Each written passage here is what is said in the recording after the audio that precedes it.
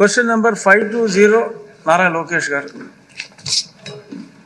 Deputy speaker sir, కొంచెం మంత్రి గారిని రెస్ట్ తీసుకోమని మీరు చెప్పాలి. అవునా? ఎందుకంటే నిన్న కూడా జ్వరంతో వచ్చారు, కౌన్సిల్ కూడా జ్వరంతో వచ్చారు. చెప్పా రెస్ట్ తీసుకోండి, 2 రోజులు కోలుకోవాలి. మీరు సరే పడుకోవట్లేదు అని చెప్తానున్నా వినట్లేదు. మీరన్నా చెప్తే వింటారేమో మీరన్నా రూలింగ్ ఇస్తే గానీ వింటారేమో అధ్యక్ష. ఎందుకంటే పాప చాలా ఇబ్బంది పడుతున్నారు. అది very serious subject. Is not keeping well. అయినా కూడా ప్రశ్న సమాధానం చెప్పడం వచ్చారు అన్నా.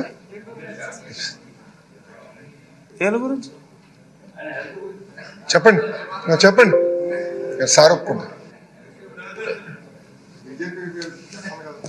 అదేంటి సార్ వద్దంటారు? అత్యంత క్లిష్టమైన శాఖ మన గౌరవనీయులైన నిమ్మల రామానాయుడు గారు చేస్తున్నారు అధ్యక్ష.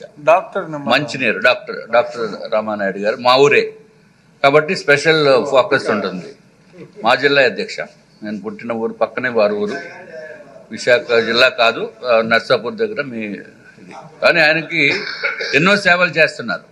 అంటే మనకి విజయవాడలో వచ్చిన ఫ్లడ్స్లో కానీ, లేకపోతే పోలవరం ప్రాజెక్టు గురించి కానీ ఆయన పడుతున్న కష్టాన్ని అందరూ గుర్తిస్తున్నారు.